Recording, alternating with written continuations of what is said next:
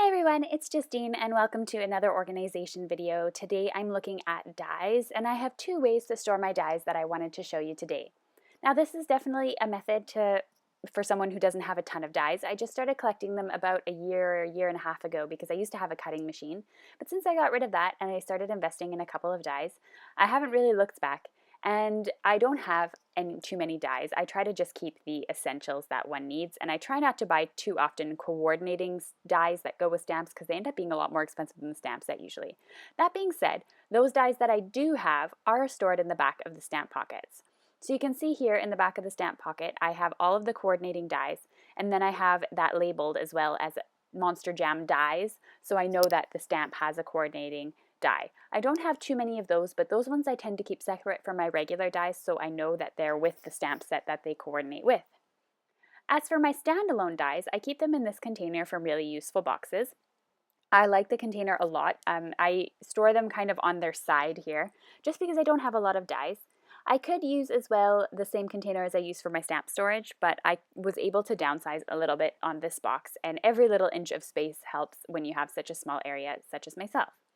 So I store them in different categories. I store them in sentiments, nesting dies meaning things like rectangles, circles, and squares, that sort of, one is smaller than the other. Those are called nesting dies. Then I have nature and animals, miscellaneous dies for anything that doesn't fit in that category or in any of these categories, frames, food and drink, city things like skylines, and then I have Christmas, borders, blueprints, those are from my favorite things. I have basic shapes and then backgrounds, which I don't have too many of. Now behind these dividers, I store my dies, in CD pockets. I find this a really inexpensive method of storing things. You can get 100 of these little plastic sleeves for like $2 on Amazon. And the only thing is though, is that some of my dies are too big. I would say only about 5% of my dies are too big for the CD pockets, like this one, for example, the backgrounds, and also some of my borders. So I'm thinking of switching these ones to the Avery stamp pockets, but overall I have them in CD pockets for now, and they're working just fine.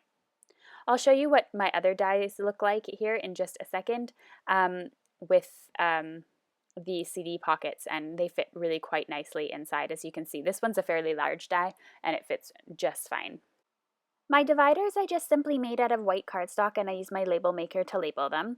They're sturdy enough. I could laminate them as well to ensure that they'll last a really long time, but so far I've had these for about a year and they look just fine. So as long as you're careful with them, you don't need to laminate them. Or you can use plastic dividers and cut them and use those as dividers as well. I haven't really found anything here in the UK though that's sturdy enough plastic to use as dividers.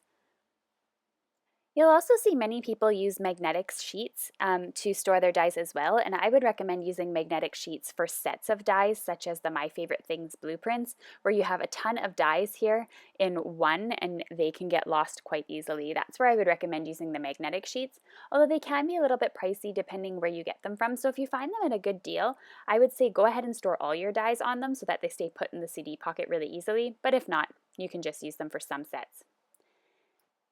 That's pretty much all I have to say about die storage today. If you have any questions, just feel free to leave them in the comments below or let me know how you store your dies. I'd be interested to find out any new tips that I could use. All the supplies used are linked to below in the video description or on my blog. If you click up at the top, you can visit my blog on the supply list. Over on the right, you can click to subscribe to my channel, or you can click on the photo there to check out yesterday's video on paper storage. Thanks so much for watching, and I'll see you tomorrow for Mixed Media.